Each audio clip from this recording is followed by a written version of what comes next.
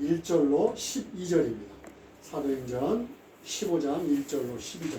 좀 길지만 함께 교독하겠습니다.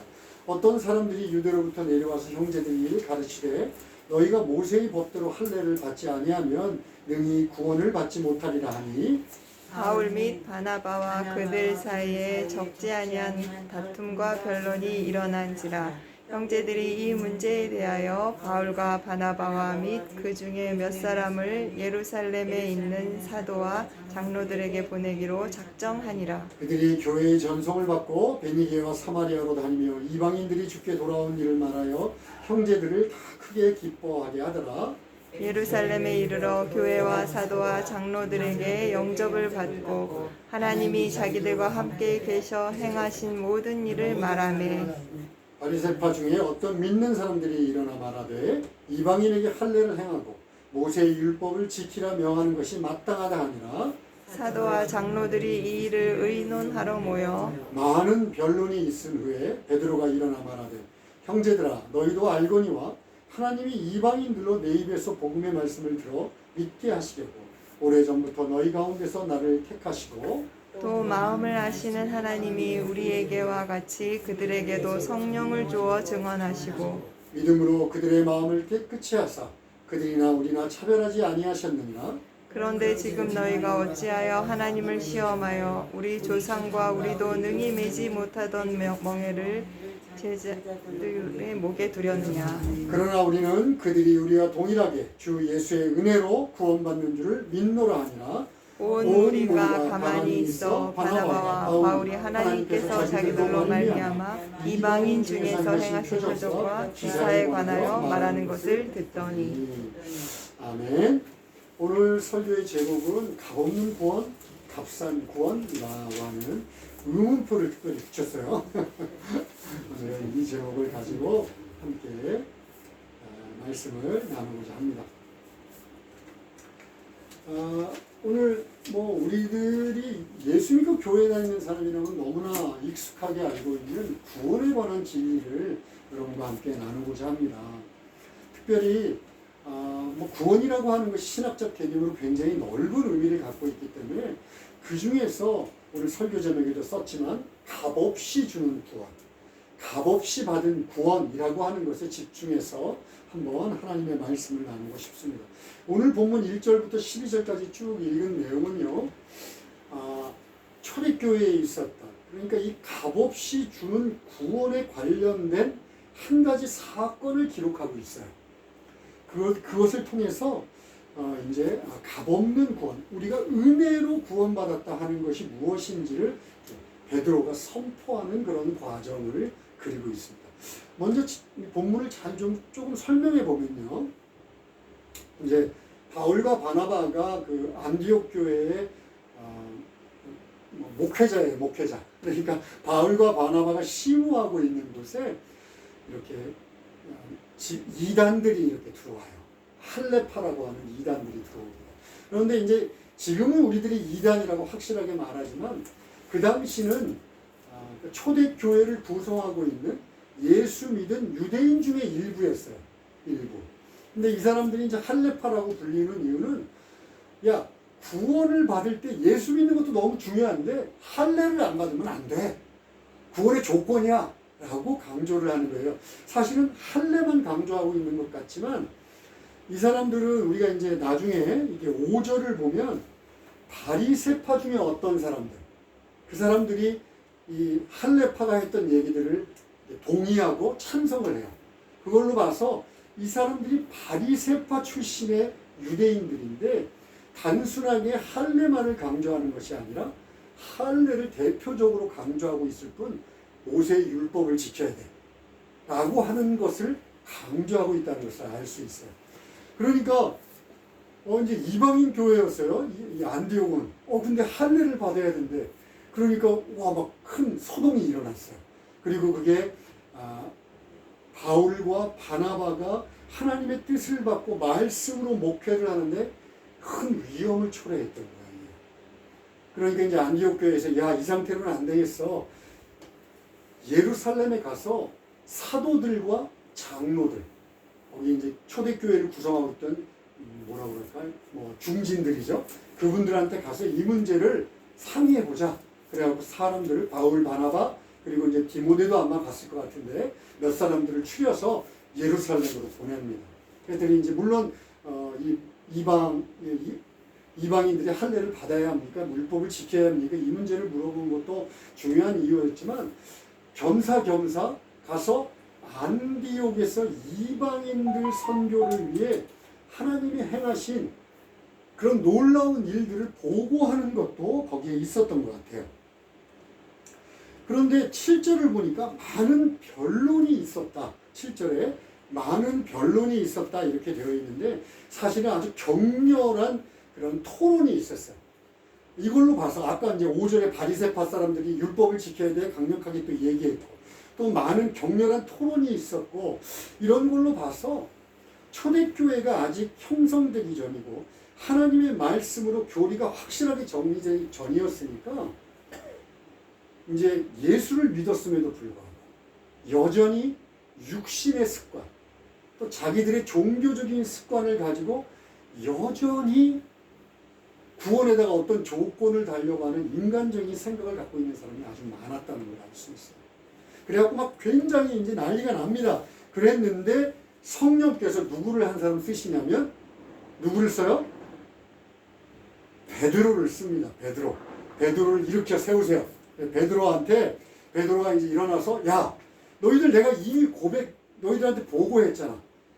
이방인 고넬료 집에 갔을 때 우리랑 다른 이방인들도 동일하게 하나님 성령께서 임하시고 은혜를 주시고 믿음으로 구원을 주시는 거 이미 내가 너희들한테 얘기했잖아. 그러면서 11절에 선포합니다. 예수의 은혜로 구원받는 줄을 나는 확실하게 믿어. 딱 선포를 합니다. 그랬더니 그제서야 12절 한번 볼까요? 온 무리가 가만히 있어 바나바와 바울이 하나님께서 자기들로 말미암아 이방인 중에서 행하신 표적과 기사에 관하여 말하는 것을 들었다 돼 있어요. 그런데 4절에 보면 이미 사도 바울과 바나바가 자기들과 함께 계셔 행한 모든 일을 그들에게 얘기를 했어요.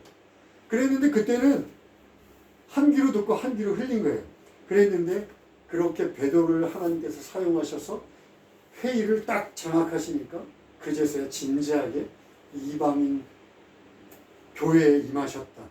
하나님의 일, 그 하나님의 일을 진지하게 듣기 시작했다라고 해석할 수 있습니다.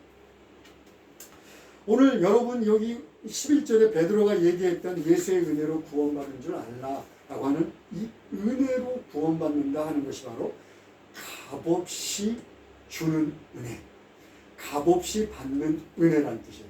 뭐 우리 너무 잘 알죠. 값없이 받는 은혜. 우리들이 구원받기 위해서 어떤 대가를 치를 필요도 없고 어떤 조건이나 자격도 필요 없다. 다들 그냥 값없이 받는 은혜다라고 하는 내용이에요. 의외로 이런 거를 하도 교회에서 강조를 해서 많은 사람들이 알고 있을 것 같은데 의외로 그렇지 않은 것 같아요. 오늘날 교회의 현실을 가만히 들여다보면 값없이 주는 하나님의 은혜를 그냥 값싼 은혜 정도로 이해하고 있는 거 아닌가? 라는 생각이 들어요. 그러니까 값싼 은혜는 어떤 거예요? 우리가 구원을 받기 위해서는 어떤 뭐 대가를 치를 필요가 없구나. 아니면 그냥 어떤 노력이나 희생이나 힘든 일 없이 그냥 이렇게 받는 거구나. 라고 하는 정도의 어떤 값싼 값싼 구원이라는 이미지를 갖고 있는 것이 사실인 것 같아요. 그런데 아닙니다. 우리들이 구원을 받기 위해서 어떠한 대가도 지불하지 않아도 된다 하는 것은 틀림없는 사실이에요. 우리들이 그 구원을 받기 위해서 어떤 자격이나 조건을 갖추지 않아도 된다라는 것은 틀림없지만 이 값없이 주는 구원에는 이미 우리들이 상상할 수 없는, 그러니까 우리들의 제한된 머리, 제한된 생각, 제한된 사상, 제한된 어떤 그런 감각들로는 도저히 상상조차도 할 수 없는 막대한 대가가 치루어졌어요. 그러니까 우리가 단지 우리들의 그런 어떤 것들을 훨씬 뛰어넘는 거니까 상상조차도 할 수 없는 거니까 그냥 잘 느끼지 못하고 있을 뿐이지 이미 이 값없는 구원에는 막대한 대가가 치루어진 거예요. 도대체 어떤 값이 치루어졌을까요?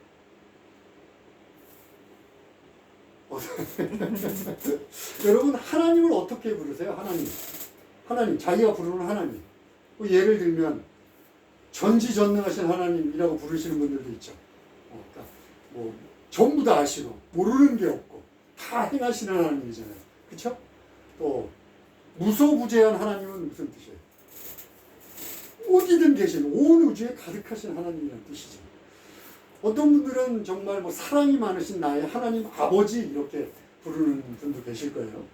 또 어떤 분들은 마지막 날 심판의 때 하나님께서 아주 공정하게 판단하시고 의롭게 판단하셔서 영원한 생명과 영원한 멸망을 결정하시는 두렵고 떨리는 심판의 하나님 이렇게 부르는 사람들이 있을 겁니다. 이런 말들은 많이 들어보셨죠? 자, 그렇다면 십자가에 달리신 전능하신 창조주 하나님은 어떻습니까? 인간, 한갓 인간, 피조물에 불과한 인간들의 손에 주먹으로 머리를 맞고 뺨을 손바닥으로 맞고 침뱉음을 당하고 모욕을 당하고 수치를 당하고 채찍질을 맞아가지고 온몸이 피투성이가 된 채로 저주받은 사람의 상징인 십자가에서 달려 죽으신 창조주 하나님, 십자가에 달려 무기력하게 패배하신 전능하신 하나님. 빌립보서 2장 6절에서 8절에 하나님과 동등된 신분이신데 그 하나님과 동등된 것을 취하지 않고 인간의 모습으로 이 땅에 내려오셔서 정말 종의 모습으로 죽기까지 순종해서 십자가에서 비참하게 돌아가신 분을 하나님이라 부릅니다. 어떠세요? 제가 지금 말씀드린 십자가에 달린 하나님이라고 하는 것이 마음에 확 다가옵니까? 십자가에 달리신 예수님이라는 것은 우리들이 하도 들어서 고개를 끄덕끄덕 할 수 있는데 십자가에 달려 죽으신 전능하신 창조주 하나님이라는 말이 확 와 닿으십니까? 자, 저는 확 닿습니다 라고 하면 그분들한테 한번 물어보고 싶어요. 자, 하나님은 왜 전지전능하신 하나님이 굳이 십자가에 달려 죽으셔야만 했습니까? 그 비참한 모습, 피를 다 흘리면서. 그러면 또 이제 우리는 학습된 결과가 있으니까 우리들을 위해서, 우리들의 죄를 사하여 주기 위해서 그렇게 했습니다 라고 바로 얘기합니다. 100점. 100점입니다. 100점. 그러면 또 묻고 싶습니다. 도대체 우리의 어떤 부분이, 저와 여러분들의 어떤 구석이 창조주 하나님이 이 땅에 내려오셔서 비참하게 모욕을 당하고 채찍질을 당하고 뺨을 맞고 십자가에 달려서 죽지 않으면 안 될 만큼 대단한 구석이 있나요? 도대체 어디가? 저와 여러분들이 어디가 그렇게 아름답길래 하나님께서 내려오셔서 그런 비참한 모습으로 죽지 않으면 안 됐을까요? 자, 죄를 사하기 위함이다. 죄를 사할 방법이 그거밖에 없었을까요? 여러분, 어차피 마지막 심판의 날에 하나님은 심판하실 거예요. 그죠? 죄를 진 사람은 그 행위대로 따라서 영원한 멸망으로, 또 하나님을 믿는 자들은 그 행위를 따라서 영원한 생명으로 반드시 심판하시겠다고 약속하셨어요. 자, 그러면 굳이 자신의 아들 독생자 예수 하나님께서 이 땅에 오셔서 그 죄를 사하시기 위하여 십자가에 달려 죽으실 필요가 있었느냐 이거죠. 그러면 이제 또 학습된 결과가 있습니다. 교회에서 많이 들었어요. 하나님은 사랑이십니다. 여러분, 하나님이 사랑이시고 하나님은 공이세요. 둘은 아주 똑같습니다. 하나님이 사랑이라고 하는 것만큼 공의로우신 하나님이세요. 공의롭다고 하는 것은 죄를 용서하지 않는다는 거예요. 단 1.1획의 죄라도 결코 용납하지 않으신다는 거예요. 그러니까 아까도 얘기했잖아요. 심판의 때 그것 때문에 심판하시는 거예요. 그렇다면 자신의 아들을 희생하지 않고 하나님께서 그런 모욕을 당하지 않으시고 인간들의 죄를 정리할 수 있는 방법은 정말 없었습니다.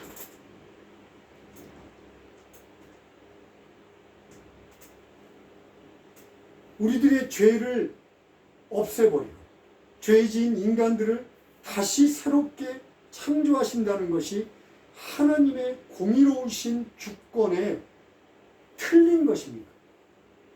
여러분, 이건 제 얘기가 아닙니다. 많은 신학자들이 얘기합니다. 하나님일 수 있는 것은 주권을 갖고 있다. 그 주권에는 공의로운 속성이 있는데 이 공의로운 속성은 하나님의 뜻대로 죄를 용납하지 않을 주권을 갖고 계시다.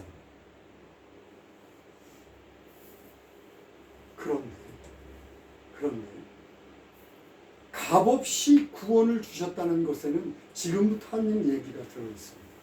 하나님은 공의로운 속성, 공의로운 주권을 가지고 사람들의 죄를 결단하고 새롭게 시작할 수 있는 충분한 능력과 권능을 갖고 있음에도 불구하고 인간의 멸망 대신에 자신의 수치를 택하셨습니다. 인간의 영원한 벌 대신에 당신의 십자가의 죽음을 택하신 겁니다. 그리고 이 땅에 내려오셨어요.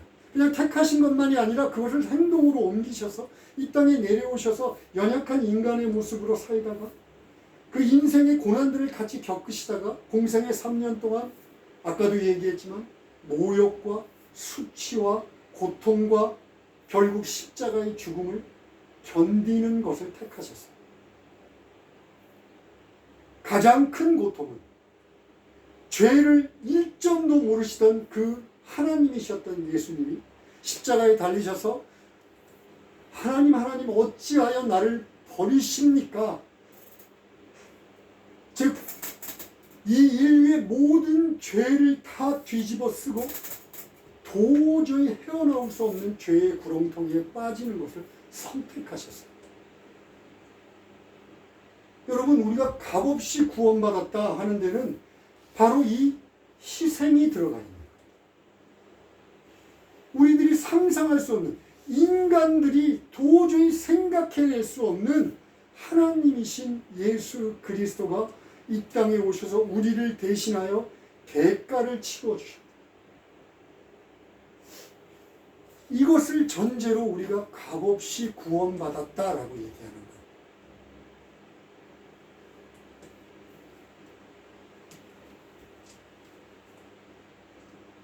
그런데 불행히도 우리는 이 값없는 구원에 대해서 잘 실감하지 못합니다. 우리들 잘못은 아니에요.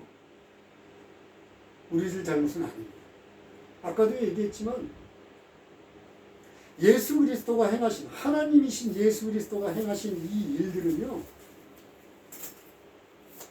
인간들이 상상할 수 있고 인간들이 생각할 수 있는 것을 훨씬 뛰어넘습니다. 그러니까 도저히 이해하고 받아들일 수 없는 내용이에요. 오직 하나님께서 당신의 뜻을 계시하지 않으면 안 돼요. 그러니까 여기까지는 우리들의 잘못은 전혀 없습니다. 그런데 하나님이 당신의 뜻을 성경을 통해서 계시하셨어요. 너희들 이렇게 구원합니다. 그렇다면 그 다음부터는 겸손하게 계시된 대로 하나님의 뜻을, 하나님이 우리들에게 베푸신다고 하는 이 구원을 찾고 또 찾고 겸손하게 그것을 받아들여야 되는데, 인간들의 죄성이라고 하는 것은요,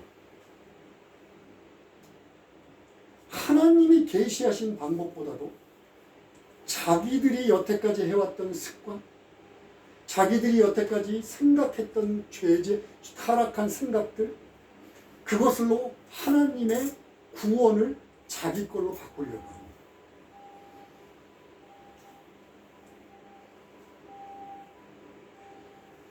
우리가 예수 그리스도를 통해서 하신 하나님의 이 계시의 구원, 값없이 주어진 이 구원을 하나님의 영역에서 끌어내려서 우리들이 이해할 수 있는 어떤 것으로 만드는 순간 그것은 값싼 복음이 됩니다. 여러분, 값싼 복음이라고 그러면 그래 그냥 내가 좀 싸구려 취급을 하는 거야, 이렇게만 있으면 얼마나 좋습니까? 그런데 이 값없이 주신 하나님의 구원을 내가 값싼 복음으로 만드는 순간 나에게는 구원은 없습니다. 나에게는 구원이란, 참된 영원한 생명으로 이르는 구원이란 내게서 없는 것입니다.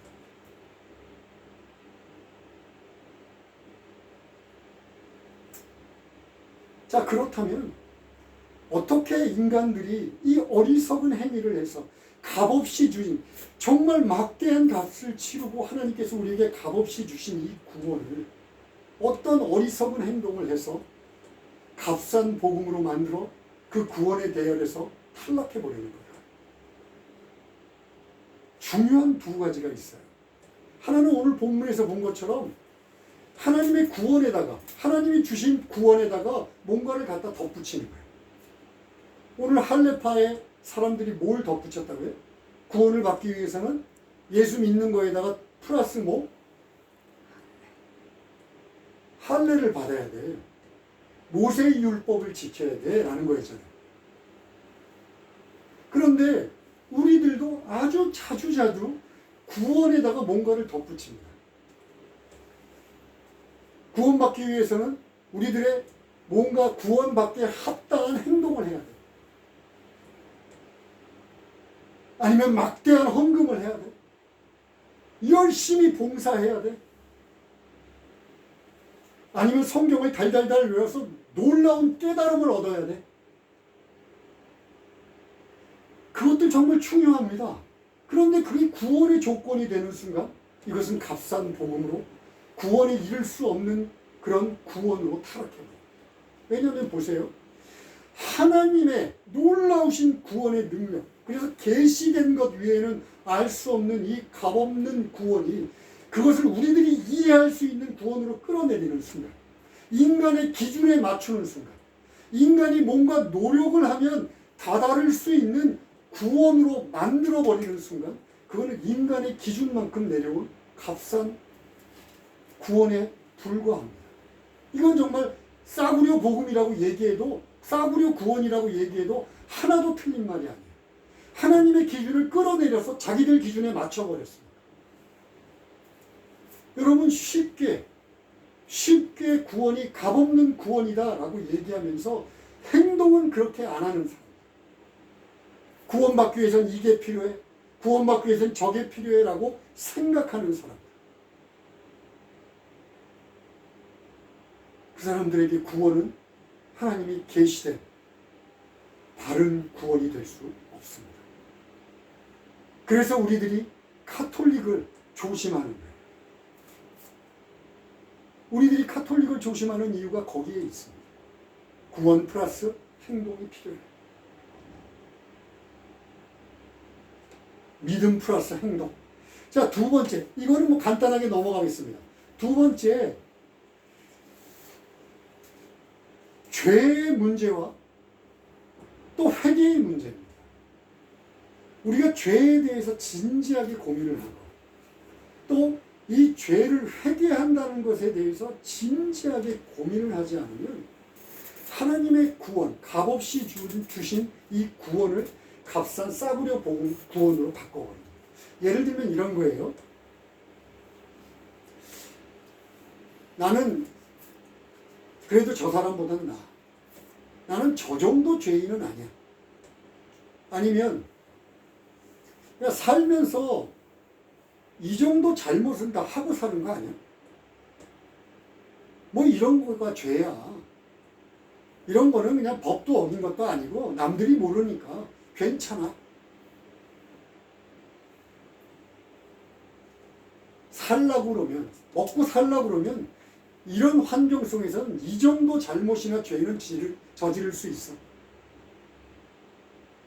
만약 조금이라도 이런 생각을 하고 있다면 하나님께서, 창조주 하나님께서 이 땅에 내려오셔서 십자가에 달려 죽으셔서라도 우리의 죄를 용서하려고 하는 그 일들은 쓸데없는 소란에 불과합니다. 아니, 그 정도는 할 필요 없었는데 뭐 하나님께서 오셔서 십자가에 달려서 우리를 위해서 죽기까지 해. 좀 오버 아니야? 똑같은 생각이에요. 나는 그 정도는 아니야 라는 것은 하나님 오버하셨네요 라는 생각과 똑같습니다. 여러분이 죄에 대해서, 죄인이라는 것에 대해서 어떻게 생각을 하고 있든 뭐 가볍게 여기고 있던 그거하고 상관없이 성경은 분명하게 얘기합니다. 로마서 5장 8절에서 우리가 아직 죄인 되었을 때 하나님의 아들이 우리를 위하여 십자가에 달려 죽으셨다. 그래서 하나님의 사랑을 우리에게 드러냈다라고 얘기해요. 그런데 이 죄인이 그럼 어느 정도 죄인이냐라고 봤더니 그 밑에 바로 5장 10절에 하나님의 원수라고 얘기해요. 하나님의 원수. 자, 어느 정도가 되면 하나님의 원수입니까? 어느 정도가 되면? 살인? 뭐 강간? 유괴? 인신매매? 이 정도가 되면 하나님의 원수입니다. 아니면 우리들이 아주 깔보고 아유 저건 인간 말종이야 라고 폄하하고 조롱하는 그 정도가 되면 하나님의 원수입니다. 아니면 언제든지 뭐 야 예수 믿어, 야 하나님이 어딨어, 죽여버릴 거야, 이렇게 적극적으로 하나님을 반대하면 하나님의 원수입니다.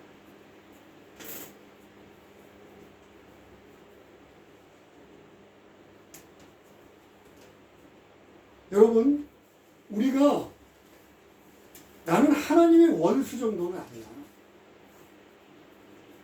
나 정도면 하나님의 원수는 될 수 없어 라고 생각하는 순간 여러분들은 십자가에서 죽으신 예수님을 끌어내리는 거예요. 아예 하나님 그러지 않아도 돼요. 이리 오세요, 이리 오세요. 그뿐만이 아니라 하나님을 거짓말하는 사람으로 만들어 버립니다. 하나님의 말씀은 거짓말이 되어버리는 거예요.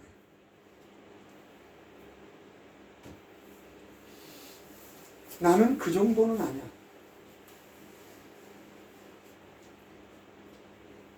여러분, 우리 인간들의 아주 큰 장점 중에 하나가 뭔지 아세요? 바로 주변의 사람들은 물론이고요, 자기 자신까지 기가 막히게 속인다는 거예요. 장점이라고 얘기하는 게 좀 이상하죠.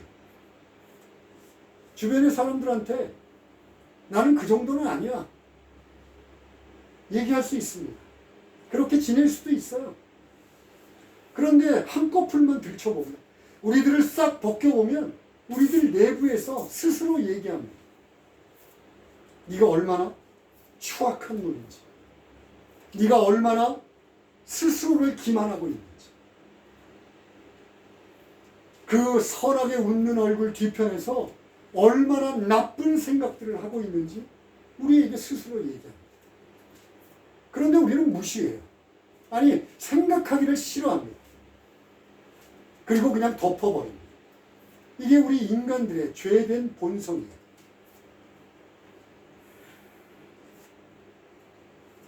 여기서 제가 뭔가 대단한 것처럼 서서 설교하지만 저도 전혀 다를 거 없어요. 저나 여러분이나 인간 내면에 숨겨져 있는 이 추악한 죄성은 절대로 다르지 않습니다. 그렇다면 어떻게 해야 합니까? 하나님의 십자가의 죽음이 십자가의 죽음답게 나를 위해서 죽으신 그분의 죽음이 정말 가치 있게 내 죄를 회개하는 겁니다. 하나님, 저는요 절대로 용서받지 못할 죄입니다.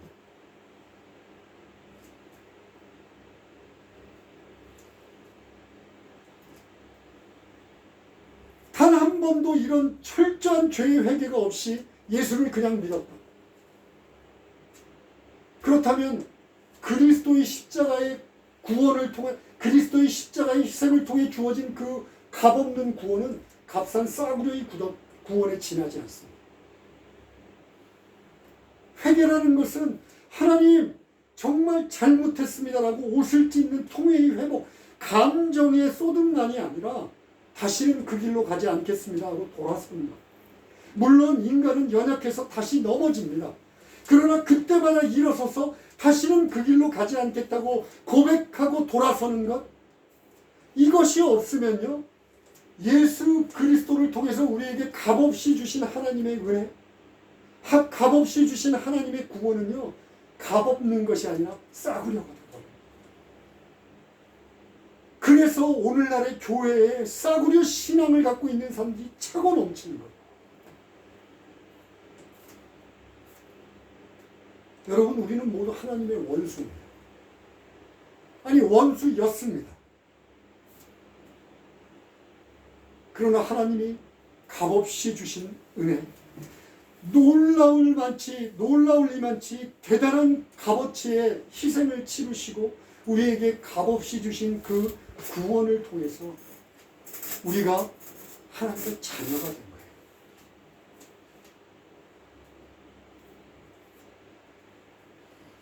설교를 정리하고 싶습니다. 계속 강조한 대로 오늘 구원에 관한 진리를 얘기할 때 두 가지 핵심 진리를 잊지 않으면 안 돼요. 정말 하나님이 주신 값없는 구원 그 상태, 그 진리에 이르는 그 구원의 길 그대로를 받기 위해서는 예수 믿는 것 이외에 다른 어떤 것도 생각하면 안 됩니다. 그러나 예수 믿는 것은 바로 무엇이냐면 내가 하나님의 원수인데 나를 위해서 하나님이 상상할 수도 없는 희생을 치르셨구나 라고 하는 것을 감격하며 하나님 아버지 앞에 무릎 꿇고 죄를 통회 자복하고 다시 죄를 짓지 않기 위하여 돌아오는 겁니다. 그런데 인생을 살다 보면요, 저나 여러분이나 이 값없이 주신 하나님의 구원의 복음이, 이 구원의 은혜가 정말 세일매대의 싸구려 상품처럼 여겨질 때가 있어요.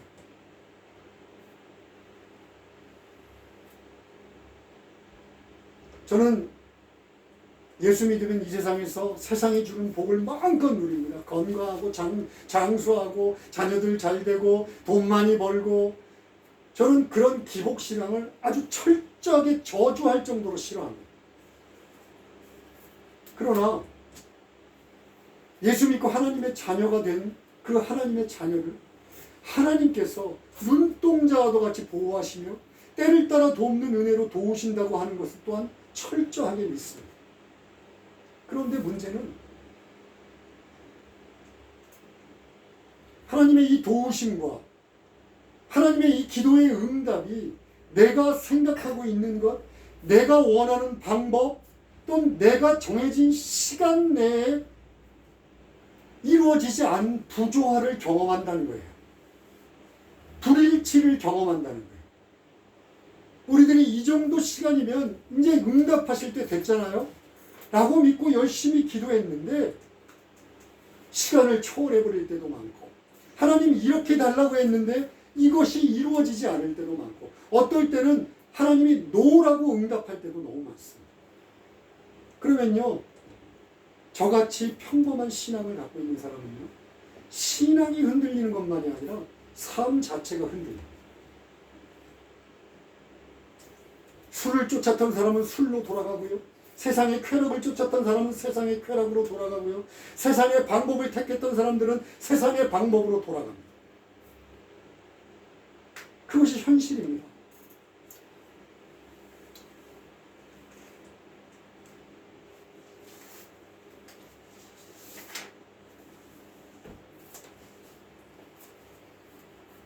하나님이 없는 것 같습니다. 아니, 하나님이 있어도 나를 그렇게 막 너무너무 사랑하셔서 자기 자신을 막 희생시킬 정도까지 사랑하시지는 않는 것 같아요.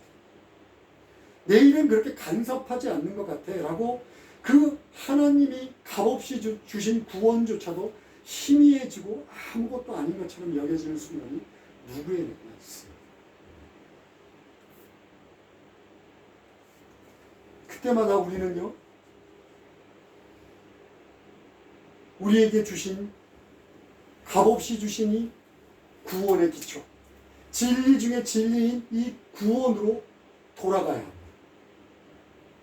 아까도 말씀드렸지만 우리들의 한계를 훨씬 뛰어넘는 것이기에 다시 한번 그렇게 예수 잘 믿고 예수 안에서 죄를 통해 자복하고 하나님께 매달린 자들도 흔들리고 고통스러울 때 성령의 감동을 받고 그 구원의 모토, 구원의 원천으로 다시 나가는 것을 하루에도 몇 번이라도 좋습니다. 아니 1년에 단 한 번이라도 좋습니다. 나가야 합니다. 어떻게? 성령을 의지해서. 오직 성령만이 이 일을 할 수 있기 때문에 그래요. 매달리고 간구하고 하나님 제가 흔들려 죽을 것 같습니다. 하나님이 보이지 않습니다. 하나님이 나를 사랑해서 십자가에 나의 모든 것을 위해 십자가에서 희생하셨다는데 저는 믿기지가 않습니다. 하나님 나를 다시 그 십자가의 발밑으로 나를 이끌어 주십시오. 성령님 나를 인도해 주십시오라고 하나님께 간구해야 합니다. 하나님은 반드시 응답하십니다. 그리고 나를 이끌고 그 십자가의 발밑으로 갑니다. 그럴 때 하나님께서 피 묻은 손으로 제게 손을 내미십니다. 그리고 나를 일으키시고 그 망가지고 찢겨지시고 피로 가득한 그 예수님이 나를 오히려 그 피로 흰 옷을 입히시고 깨끗게 하심으로 다시 일으켜 세우십니다. 이런 경험을 해본 사람은요, 로마서 8장 32절에 자기의 아들 독생자마저도 아끼지 않고 주신 분이 어찌 그 아들과 함께 모든 것을 주시지 않겠느냐. 28절의 말씀처럼 모든 것이 합력하여 선을 이룬다라고 하는 것을 자신의 인생 속에서 경험하며 살아갑니다. 지금 내 눈앞에는 낙담과 실망일지라도 내가 끊임없이 주님의 십자가의 보혈에 의지해서 나가면 하나님은 반드시 나를 일으켜 세우실 것이고 나를 하나님의 놀라우신 자녀된 축복으로 채우실 것이고 그렇게 하나님의 심판대 앞에 세우실 거라는 확신 속에 살아가게 됩니다. 아멘. 여러분, 값없는 구원, 그 놀라우신 값없는 구원을 싸구려 복음으로, 싸구려 구원으로 취급하지 말아주시기를 간절히 원합니다. 기도하시겠습니다. 하나님 아버지, 하나님의 은혜는 저희들이 가만히 있으면 새롭게 늘 날마다 부어지면 좋겠는데 우리들의 죄된 본성은 끊임없이 하나님께 나와 하나님의 약속의 말씀들을 붙잡고 하나님과 동행하는 것을 포기하는 순간 마치 모닥불이 꺼지는 것처럼 꺼져버립니다. 부디 성령께서 우리를 인도하시고 우리를 붙잡으시고 당신의 자녀로 당당하게 살아갈 수 있도록 주님 축복하여 주시옵소서. 예수님의 이름으로 기도합니다. 아멘.